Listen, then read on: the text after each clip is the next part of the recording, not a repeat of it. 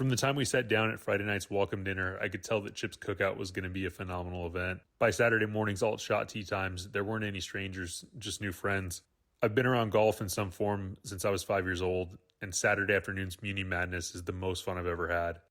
I think the best compliment I can give is there was a big hangover Monday morning when we weren't all together. It's an event that I can't wait to play in again, and it'll be circled on my calendar for as many years as they'll put it on. How hard did you push it? Till I black out? Yes. Numerous times, yes.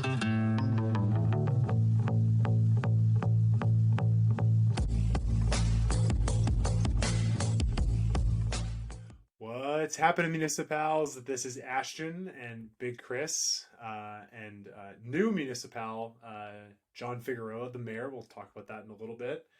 But we're here to kind of chop it up about the cookout, to give kind of a quick overview as we dive in for folks.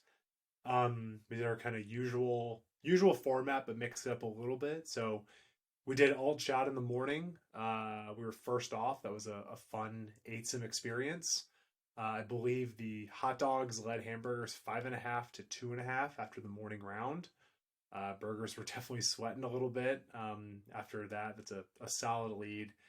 And then burgers kind of peck and came back in the afternoon. Can't do math on the fly, but I believe that burgers had a half point lead going into single. Point lead. 1.5 point going into singles. 1.5 going into singles. And then singles were extremely close. A lot of kind of things, we weren't totally sure what was going on, but it finished with burgers at 17.5 to hot dogs 14.5. Just a very, very kind of close competition all the way till the end. We'll kind of talk about, some of the stuff, some of our favorite moments, learnings, for me and Big, kind of playing this in the beginning, John, who's in year 2 of joining us. But yeah, overall, we had a lot of fun. Hope other people did too. But yeah, Big, how are you doing, my man? Oh, little rough, 3rd year in a row losing the cookout, so that's not fun. At least 2 out of the 3 years were fairly tight. Last year was a absolutely mollywop. So last year was a little bit more devastating than this year. I mean, my game personally is absolutely in shambles. I don't practice. I don't play.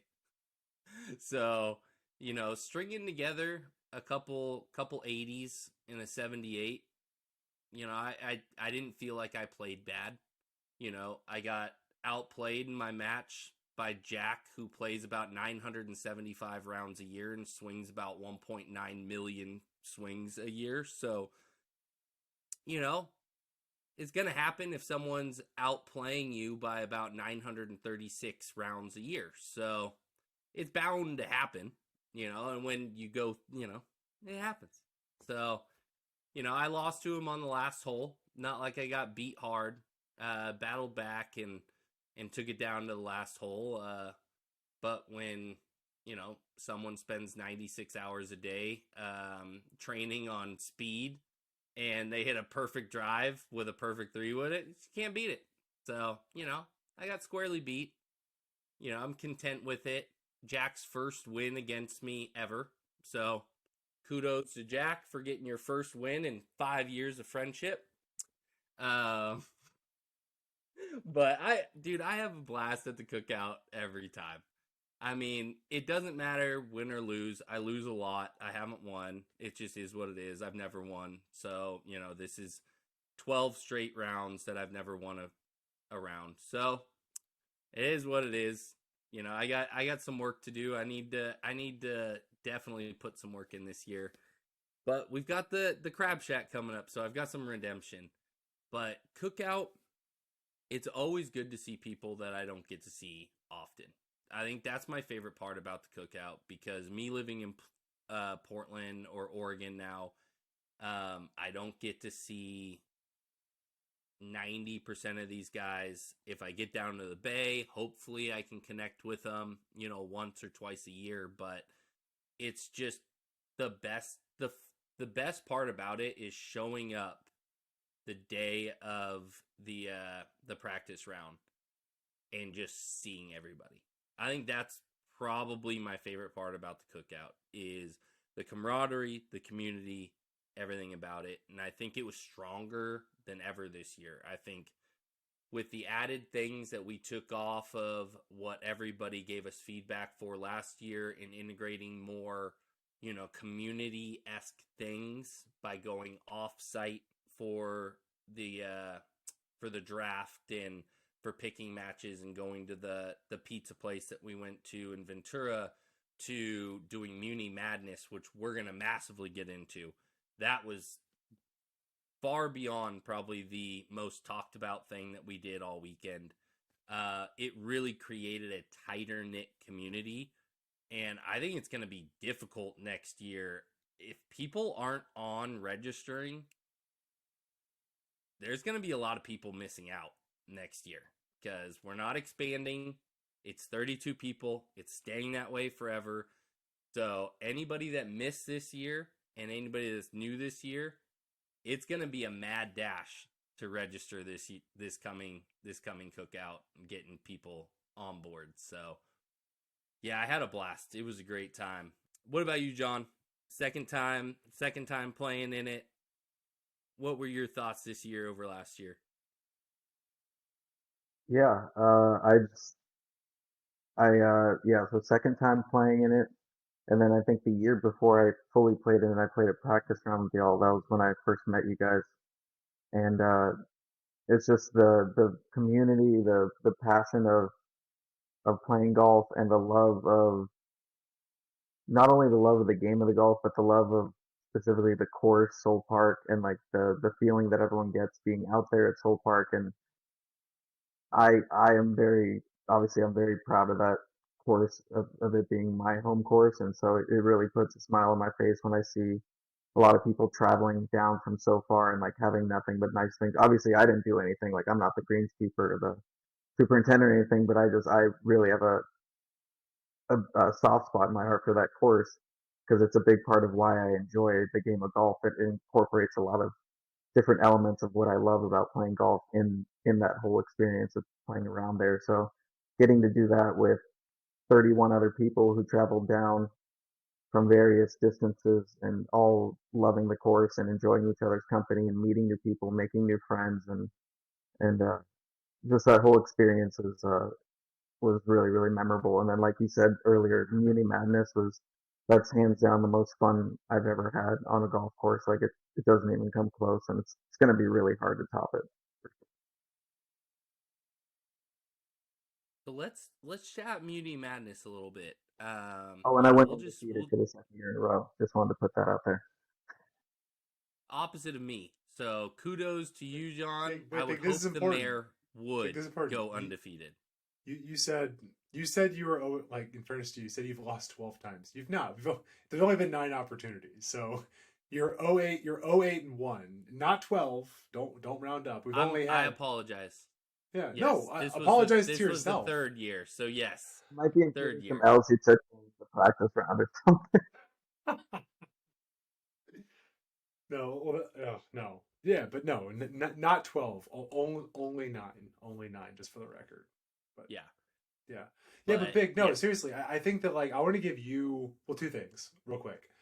One, I guess this is sort of me giving myself a pat on the back, and I don't mean it this way, but I'm really happy we do the afterward survey, and I'm really happy that people actually take it, because the reason this has gotten better is because people are actually telling us what they want and they don't want. And the biggest thing from us, to your point, that just yelled out of last year was people wanted more intimacy. And we had 36 last year. Don't really know how we came to that number. But a lot of people, one of the things that kind of broke my heart a little bit was people said that they could feel, like, the new people could feel who had come the year before. So there was, like, not on purpose, but there was sort of a division of people being like, yo, what up? Where, like, I don't think we didn't mean to, but it just happened. There was sort of a fracture of new versus old. And I think that, actually, shout out to you, John, like, where we went Liquid State, when I first went down year 1, didn't know John. John told me and Hussey to go there. the idea of getting off property, the idea of I am proud big of like for the practice round, me and Big tried intentionally to blend people. So like, yeah, you were gonna know somebody, but everybody was gonna be playing with one or two people they had never met. It was very cool by the end of Sunday seeing like people who have definitely like bonded who like would not have known each other where last year we just didn't quite nail that. And so I think the intimacy was big, but I think the thing that took that to a whole nother level was Muni Madness. And that was all you, Big. So I think that like we've talked about this a little bit in the past, but as a refresher, tell people where Muni Madness came from, and then just kind of how it blended into here. But I view Muni Madness, even though you didn't create Muni Madness, I really view you as sort of the cheerleader and kind of flag bearer for Muni Madness. So, you know, if people have been listening to the pod long enough, they've definitely heard about Muni Madness. I used to do this event at Wildwood here in Portland, but where it originated is when I was moving to Oregon, me and Ashton took a impromptu golf trip. Well, my wife drove the U-Haul from California to Oregon. Maggie, you're So the best. You are just the she best. literally the best wife in the world. So me and Ashton went out to Bandon, and there's a little course called Coos Golf Club, and Coos basically. Short story, you guys, if you want to go back and actually listen to the episode we do with the owners, great episode. Andre Paulo, the way they came about, acquiring Coos Golf Club and what they've done out there is phenomenal. But one of the coolest things they've done is they host a Muni Madness out there for all the Bandon caddies every Thursday.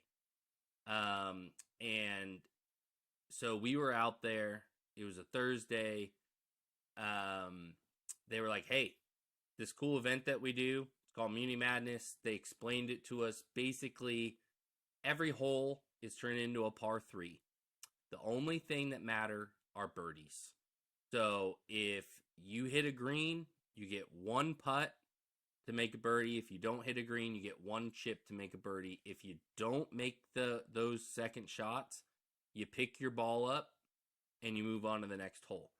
If you're the solo person to make a birdie, everybody in the entire group of people, and it could be 12 people, it could be 120 people, all have to pay you $1. And if someone else also makes a birdie on the same hole, it cancels it out and carries over to the second hole, and the money doubles until someone is a solo birdie winner. And so it's a really fun game. It's fast paced. There's no practice swings. You're allowed to talk shit. There's loud music. There's weed, alcohol. It's literally madness. Like, it's just dudes having a good time on a golf course. And it's just there's no rules. And it's probably the only time that anybody is ever allowed to step on a golf course and do things that are completely against the rules of the golf course.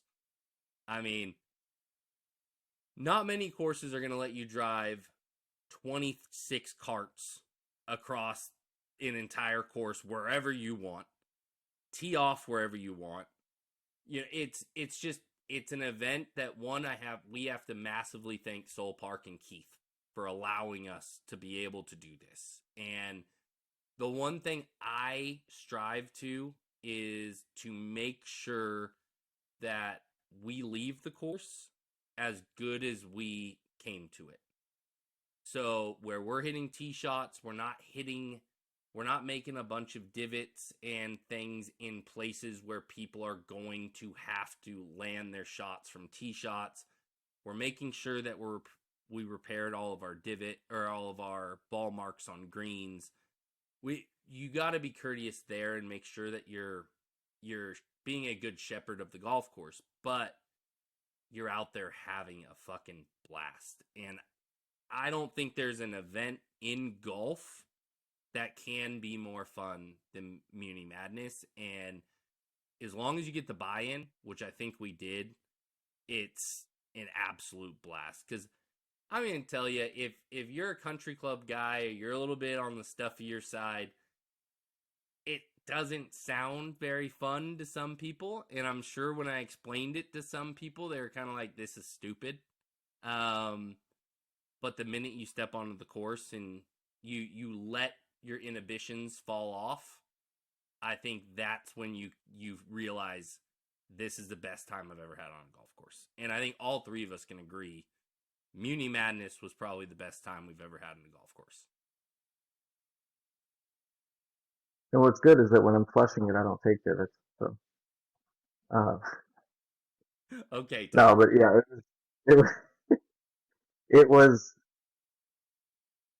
it was like, I guess for people if they're having like a hard time visualizing, it's basically like a giant skins game on steroids and maybe on a little bit of acid and some shrooms as well, and definitely a little tipsy. But um, everyone being respectful, of course. Like every hole that we played, we had a designated sod filler, divot filler, walking around after they hit and filling all the divots, and everyone was respectful. And but at the same time, like once you got on the greens is when like the real fun began, and everyone standing, straddling the lines and cheering and chanting everyone, and it was just it was a unique experience that it's hard to really fully explain to someone and fully like convey the amount of fun it is unless they're there in it playing it, and it was awesome.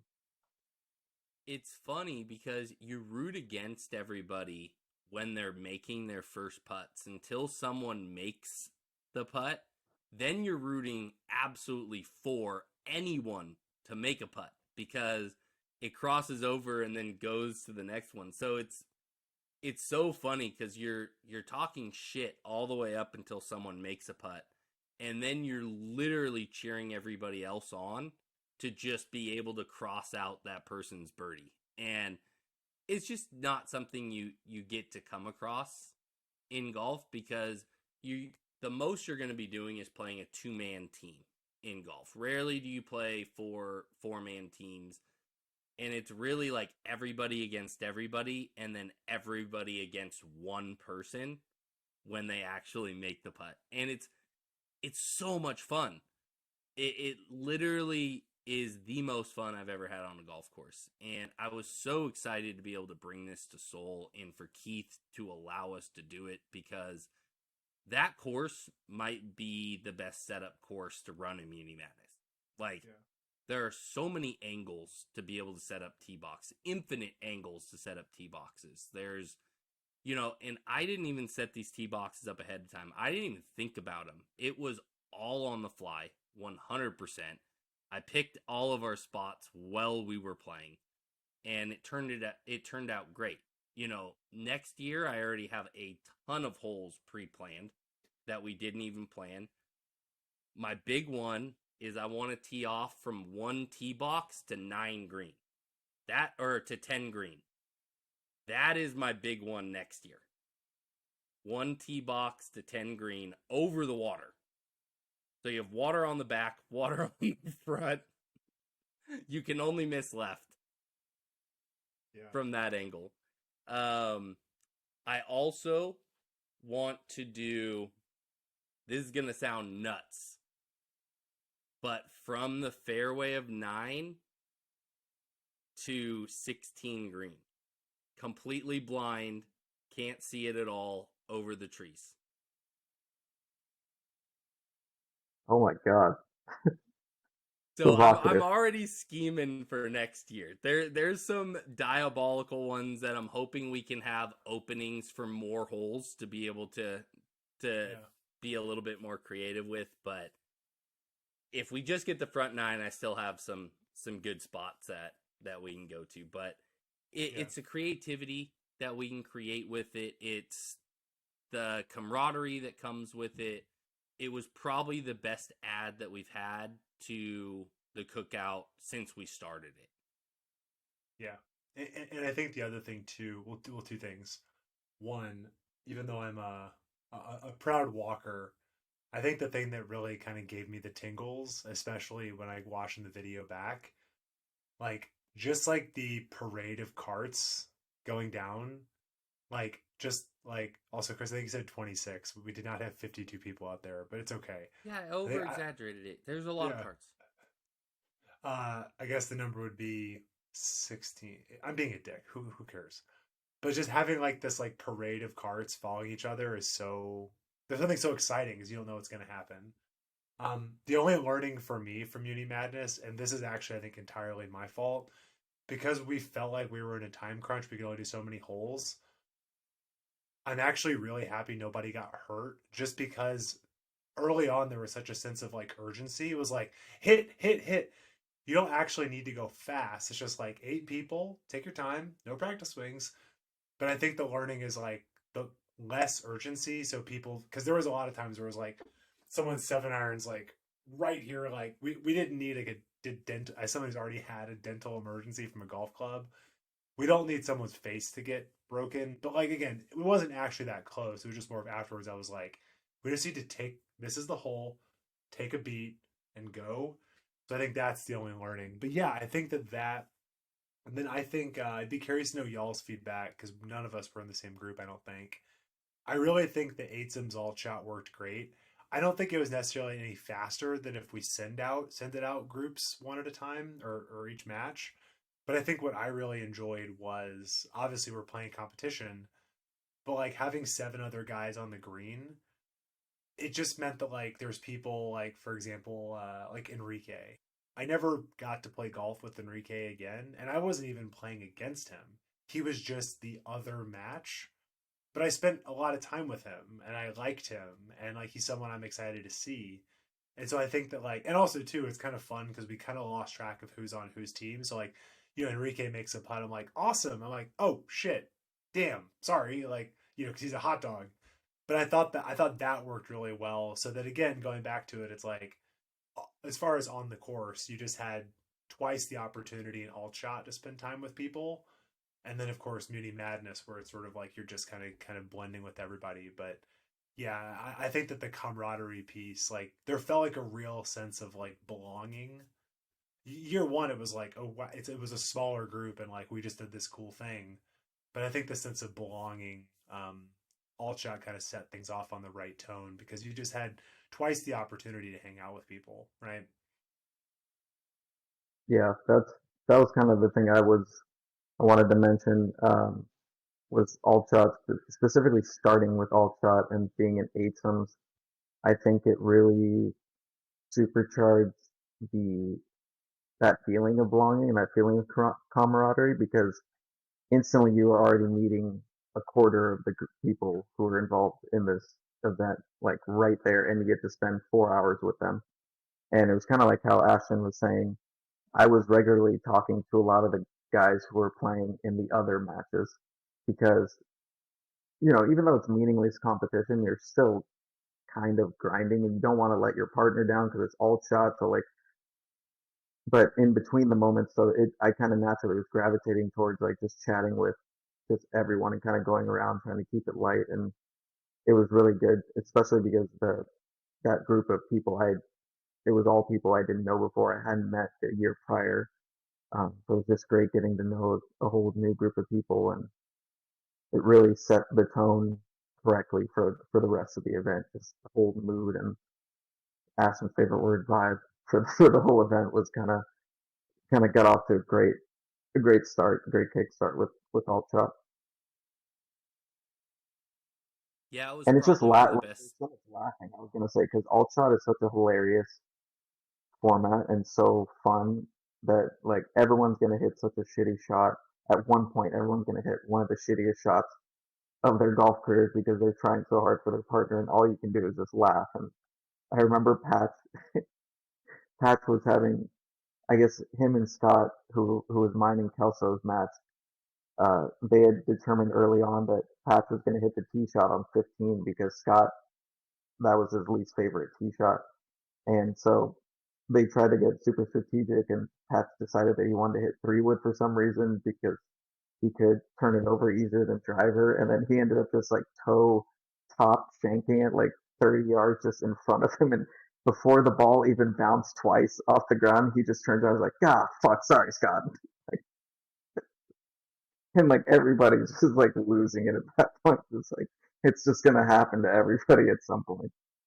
That was the same thing that happened to us on 12. So I had JD as my partner.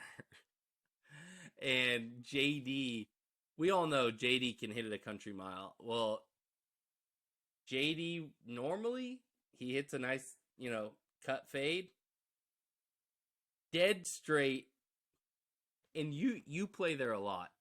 So you know this, John, how far those rocks are past the rough and fairway, like at the end He did the exact same corner. thing in the afternoon in the best ball match because we played against him in our best. He did the exact same thing, walloped on the ball, and it just did not move an inch. And I'm just like, oh my god, he did it again. He did it again. And I didn't even think those rocks were ever reachable. It's like But 320 okay, carry, like it's yeah, deep. And I mean, he carried over those rocks into the He abyss told me during that our it match. bounced into. He said that he did not fly those. It was even if he bounced into them. No, I it's know still it's absurd. I I yeah. I can I see I, that. I hammered it at the rocks, and it's like I'm nowhere. Let's put it this way: I'm nowhere near the rocks, and I'm aiming at the rocks. If I'm Like, even with the fairway bunker, I feel like I hit a really good. yeah. Yeah, yeah. Yeah, I thought you So were I talking mean, about the tee shot in 11. Like JD, like out of nowhere, like, hey, how's work going? He's like, God, the tee shot in 11. Like, I just can't hit that tree. I'm like, wait, what? Like the tree on the left on 11? He's like, yeah, just. And sure enough, because last year in singles, he fucking hit that tree. It's like it's this. I thought you were talking about 11 because he just. Although actually playing it back for him, he didn't notice it as much. But playing from the orange tees, that tree on the left of 11 is in JD's head, well, and and that's why I took odds. He took even because there's a lot longer holes on the even holes at Soul. So I gave him the longer shot. And that's the thing with alt shot. You don't get into a rhythm.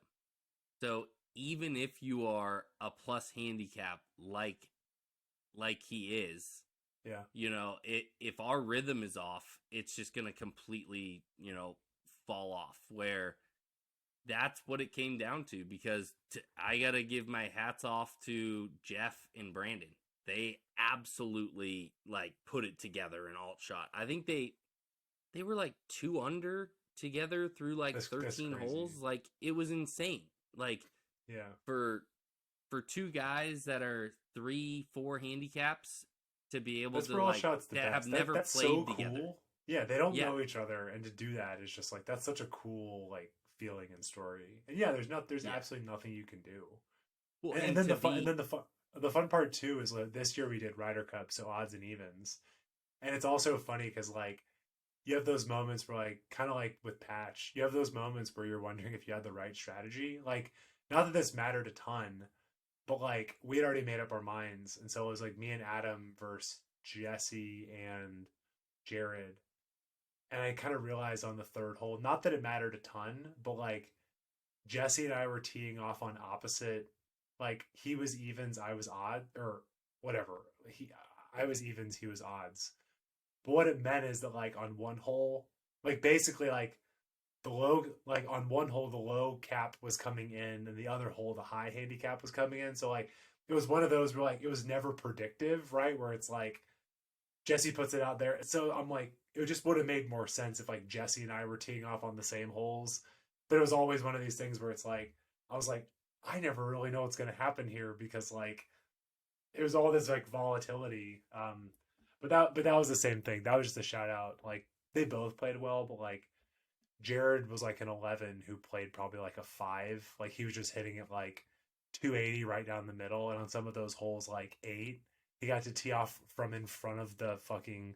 He hit it to like 30 yards, and it's like, I hit a really good drive there, and we have like 8-iron in, and like that crazy ass screen. It's like, wow, it is a really big advantage to be able to do that. But that's the fun of alt shot is like I'm on the third hole, and it's like we might have fucked this strategy up, and also like Jared's playing like a 5, like it's gonna be pretty hard to come back in this. You just kind of battle and battle, and it's fun. I mean, I don't want like I'd love to play it more. You know, I totally get why we don't, but like I just look forward to playing Alt Shot every year. I think it's a fun format to do once, twice, 3 times a year. I definitely don't want to pay a full freight, greens fee to go out and play half of my shots, But when it's in a tournament format like how we're doing it with the Cookout, I think it lends to a lot of fun and a change up of how you normally go about playing your game. And I think that's one thing that people come to the Cookout for. It's an experience that they don't get all year, and it's a completely, different change to what you're doing day in and day out when you go out and play your normal rounds with your normal group. So, because we don't want to keep this too long, we're going to have some great testimonials, guys. So hang on at the end of this episode. We have some great testimonials that have been recorded by people that have come to the Cookout and their thoughts on it. So we're really excited for that. That'll be tacked on at the end of this, but I want to get your guys' favorite moment of the Cookout. I mean, I know one of us are going to say the big one. I guess I'll just start it and take it from, or John, you can. I was Since gonna you're the say mayor. just because I half eyewitnessed it, so I guess I'll. It was the first thing that popped in my mind, but obviously our buddy Troy, uh, getting an ace on number 16 during the afternoon best ball. I was sitting in the cart in the group behind, waiting for him to tee off. And for anyone who hasn't played 16 par three over this barranca, and the tee box is slightly elevated from the cart path, and so I was sitting in my cart, and we hear him hit, and all of a sudden you hear chatter on the tee box like, "Oh, be good, that looks good." I look up, and then I just see everyone start yelling at the top of their lungs. Troy throws this club in the air, and it's just, what's crazy is that it was the second year that a hole in one happened on that hole, and I believe, who was it? Someone was in the group. That was our boy Juan from San Francisco. Got it in the practice round on 16, but the hole was in a different place. So the hole was on top shelf, where Yeah, for back left. Troy, yeah, it was down at the bottom. Adam Goldstein was witness to. He was in the group for both aces, which was Yep. pretty insane. Some free drinks in the afternoon, courtesy of Troy, which was nice. And but yeah, that was the first thing that came to my head, just because I I've witnessed hole in ones before, but that was a like a it was just different being in that event, being and I guess it was to tie their match. So just adding another layer for them to pull in, like, so just adding that another layer of like it being within a quote unquote competition. It was unreal. It was really really awesome. I mean that right there will change an entire match. I mean, if that ties it up, it is hard for the team playing against them to step up on the next tee and have a good hole. Because you're just like, we literally could have went dormy just tying this whole, like, we legitimately could have carried this over, but we now just watch that. They're on a high that nobody can take them off of. And we have to combat that. So I mean, that's amazing. And then to top all of that, Troy then wins a couple holes in Muni Madness to make the majority of the money back that he had to buy us all drinks for. So Troy just had a day. Like, for a local guy that's played that course a bunch, his knowledge came into play because he just had an absolute day. And I mean, it's incredible. It couldn't happen to a better dude. I would say to be honest, and this isn't even golf related, my favorite thing was, you're going to have to remind me the name, the pizza place that we went to. Fluid State. Fluid State in Ventura. I mean, that was probably my favorite ad this year to the Cookout. I really enjoyed kind of being off. It was nice to take kind of a deep breath outside of Zadie's and the Cook and Soul Park. It was nice to be off property. I think everybody felt a little bit more loose. There was a lot more conversations going on and people meeting people for the first time and getting to know each other. I really enjoyed that.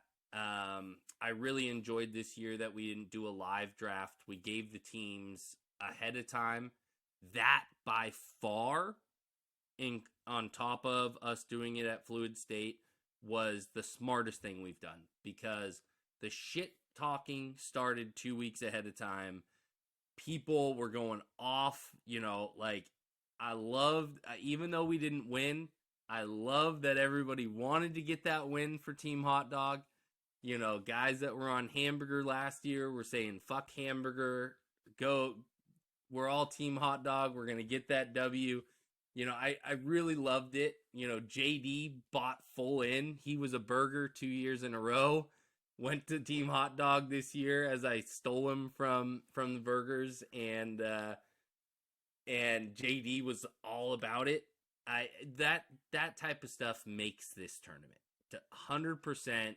The reason this tournament works and we're gonna be able to continue to do it year in and year out is those type of experiences that get people to want to come back, but also create lifetime friendships. And I think that's one of the coolest things here.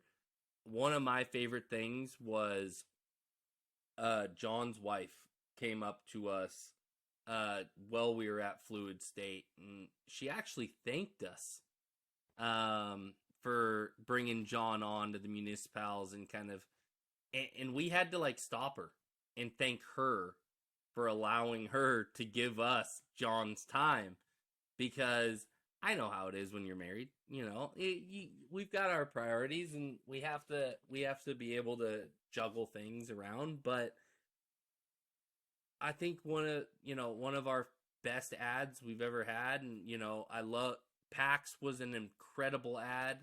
We love having Jack on, but I mean, we've been trying to get you for over a year, man. We hit you up a while back trying to get you on the Municipals, but I think it was just, we all know we're adults. It's hard to fucking make friends as an adult. And I think that's what we found and figured out this year, was the Municipals aren't about two dudes meeting on a random golf trip through a group chat online. It's actually about all of us. It's not about me and Ashton. It's not about me and Ashton and Jack. It's about everybody. It's about all people that love public golf. All people that love to just have a group of friends that they can go out with and have a good time. It's about the community. And I think that's the biggest thing we got to learn this year at the Cookout, is this isn't just two buddies anymore. This is now, the Municipals are all of us. We're all Municipals. Like, yes, me, John, Ashton, Jack, Pax. We're the guys that put the podcasts out, create the tournaments, go on these travel series, things like that. But truthfully, it's everybody that's involved and that gives us the love that we heavily appreciate. I don't want to get emotional. We're adult men. I don't need to get teary, but it's I don't know, I get emotional about it. Like, it's cool, man. Like, these are lifetime friends. Like, you two are my homies for life. Period. Like, Jack and Pax are my homies for life. Like, everybody that attends our events, like, they're my guys for life. And Ashton's got to integrate his best friend from his childhood into this with Nick. I've got to integrate two of my best friends since second grade. I'm 36 years old, with Scotty and TC. and it's just our worlds get to collide in this type of situation, and that's fucking cool. That's golf. That's why we fucking love this shit. Yeah, and definitely something that needs to be touched on for sure is there's just an extra element, an extra feeling of like wanting to help foster that community and help create that community, especially because, there's a little bit of a heavy heart over the event subtly just because of the passing of Pat and our friend Pat Guerrero. And I knew him not nearly as well as you guys did, but I got to know him really well in a really short amount of time because I went on a trip to Bandon with Ashton and Pat, and I actually, shared a bed with Pat and shared a room with Pat, and so I basically spent every day and every night with him and became really close to him like very quickly. I mean, he had that sort of personality where it's like you couldn't help but become a close friend of his instantly. You couldn't help but connect with him instantly and laugh and build those memories. So just having that in the back of my mind and it obviously got brought up to the front when we were announcing the pairings to beginning and calling it Chip's Cookout in his honor. It was definitely a feeling of cherishing the memories that we were creating over that weekend even more, just because you never know what could happen. So it's one of those things where it's just another reminder to stay present and to really savor memories and really cherish, building new relationships with people and building a community and strengthening those bonds. Yeah, I appreciate you saying that, John, because I think that, I'll share my moment here in a second, but yeah, like like this isn't meant to drive by shoot him, but I gave Hussey shit because if you guys remember in the chat, Hussey was like a week out goes crazy to think that a week from now the cookout will be over, and I know he was sort of joking and sort of doing a bit, but the event planner in me, the type A person, I'm sort of like, watching the food coming out and all this stuff and like trying to make a mental list for next year, and it's like, wait, like I'm watching, like, to your point, Big, like Scott Bradley talk to Enrique and some of this stuff, and it's like, to your point, like we've known In this, but what world right, outside of this you're would taking the those word two ever connect? right. A dude that runs a pizza spot and a dude that's an architect in LA and a dude that runs a pizza spot in San Francisco in the Bay Area. Like, Yeah, they just wouldn't, it just would not meet without golf or without the cookout. yeah, you took the words out of my mouth, and I think that's the kind of thing where it's like, you know, the pride I take is, to your point, not that, like, us two are the municipals. It's the, like, to have created like something that we can basically just like create and then push away, and then just to watch like it naturally become what it's become, and the friendships. It's just really special, and actually I'm proud of this year, Big. I think we had a couple moments where like I put my arm around you and I was like, this is really fucking cool. I think the last couple years I didn't like. Year one, actually, with John, I remember on like the first tee at Soul, John was like, "Do you want to join?" Like, I was really stressed out. I was like, people's tee times. I was like a mess. Like, I've kind of mellowed out over the last couple of years, but this was the first I could pause, and I'm like watching these interactions, and it's like, this is really, really cool. And as excited as I am for next year, it's like, let's just, and the Crab Shack, it's like, when we have these moments, even this podcast, right, getting to talk to you two, let's like really embrace it. Because to your point, John, I mean, yeah, like I definitely felt that as like looking down at my shirt and seeing, Chips Cookout or Big, you did such a good job with like the Chips ball markers, is like, literally today I had my Chips ball marker, and like just for a moment, like feeling very present about being grateful for Pat and grateful for all of you guys. I think that's the big thing I felt this year. Is the last couple of years it's been like, wow, this is so fun. It's super fun, but I think the sense of walking away from that weekend and feeling gratitude, um, that's been the biggest thing for me. But my real quick, my moment was uh during Muni Madness, me and Hussey's cart almost died, and Yeah, we had, Mine did. Mine did. oh yeah, I know, we got rammed multiple from times. behind, and then we rammed you from behind to get us up the hill. But John, was it your cart? Is that right? Yeah, we were in the very back trying to push everybody. So Me and basically, Brandon. every time our car would get hit from the back to get us up the hill, Hussey would do his ah, ah, ah. And I think it was JD, and like I think that like JD thought he was like doing a bit at first, but like every time he just go ah! Like, and that's like if you got to know Hussey pretty well, but like because the first time he laughs that way, you're sort of like he's doing like a bit or like, but like you have to like activate this very specific like thing in him, and then he gets this like really like he sounds like dopey or something. He sounds like one of the seven dwarves or something. Like it's just this wild ass laugh, but like as we're done with Muni Madness, we still have singles. We're about to have dinner. You know, ready for a cocktail. We're getting put. I'm looking back. JD is like in tears. And Hussey's like yelping like he's like old Yeller. And we're riding up the hill. I'm like, this is insane. I'm like, this is like the craziest thing we've ever done. On top of that, so anybody that's listened, you might not know, I was in a car accident a couple weeks before the cookout.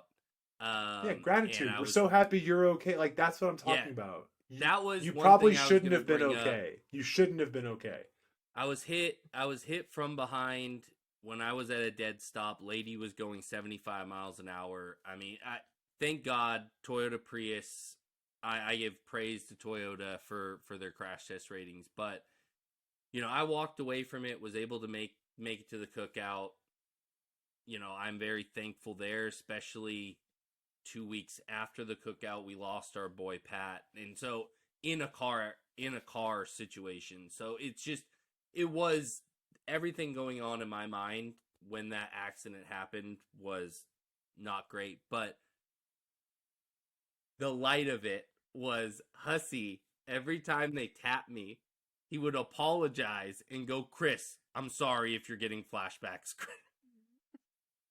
And he just apologized every time they touched my cart.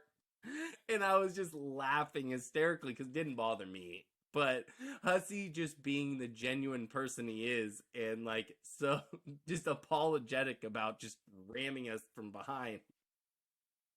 It was just icing on the cake. Oh god, like I can still see JD's face, just like he's got like tears coming out of his eyes, but yeah. Oh man. But yeah, but literally tonight I'm gonna send out the survey asking for feedback, and you know we'll tweak and we'll see what people say. But you know, it's not meant to toot our own horn, but I feel like just from afar, I feel like I walked away being like, if we just ran it back, you know, we'll get Kenny some more chicken next year, or you know, we'll make sure Kenny gets some more chicken. Kenny and Dash, we gotta make sure there's double up on those guys. Yeah, our growing boys, Kenny and the purple smelly, you know, hoodie over there.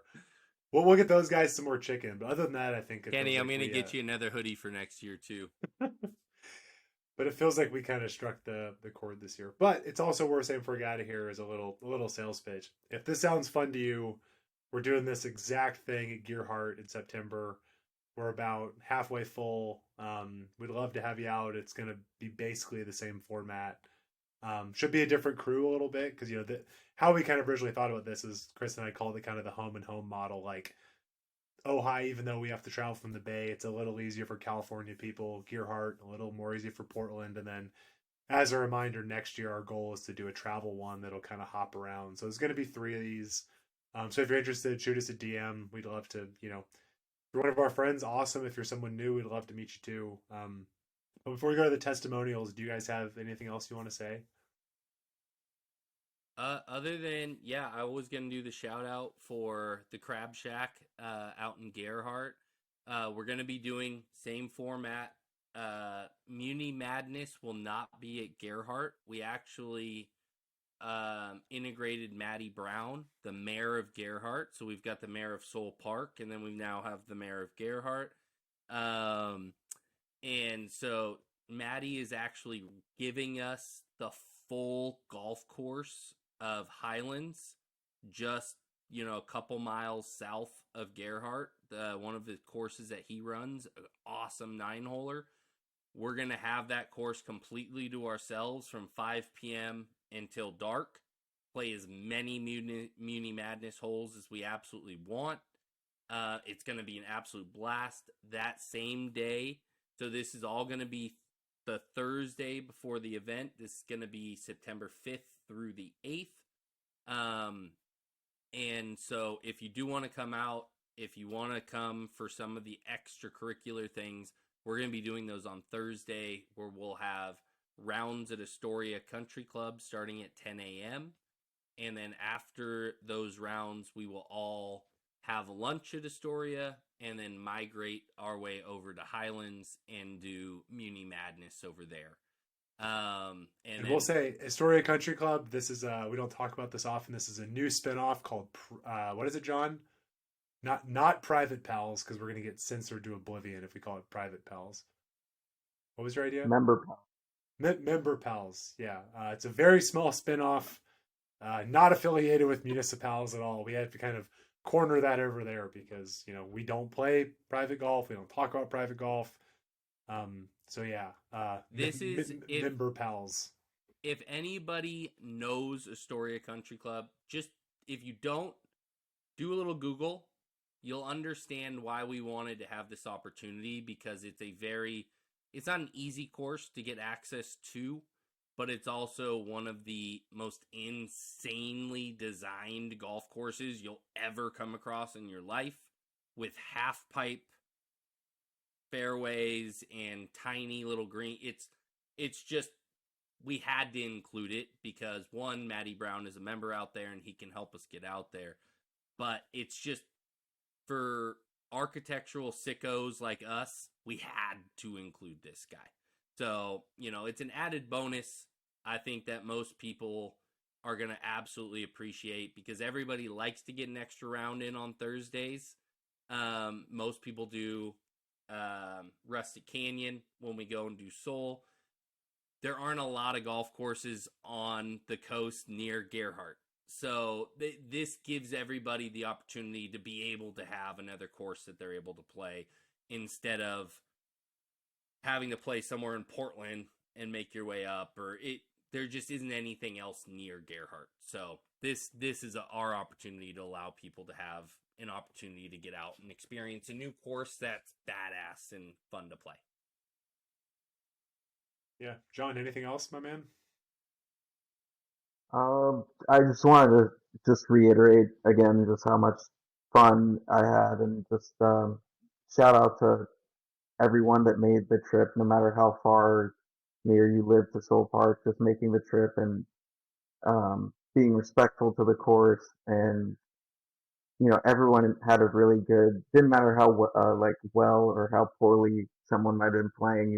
There's always somebody in the group to pick them up and remind them, hey, we're out here to have fun. And the vibes were always very, very positive. And luckily we got pretty good weather. I'd say the first round, the first day, was kind of a little moody, a little bit misty, a little bit unexpected, but then we got some really sunny, great weather on Sunday, and it was all in all, it was more than I could have hoped for as a mayor.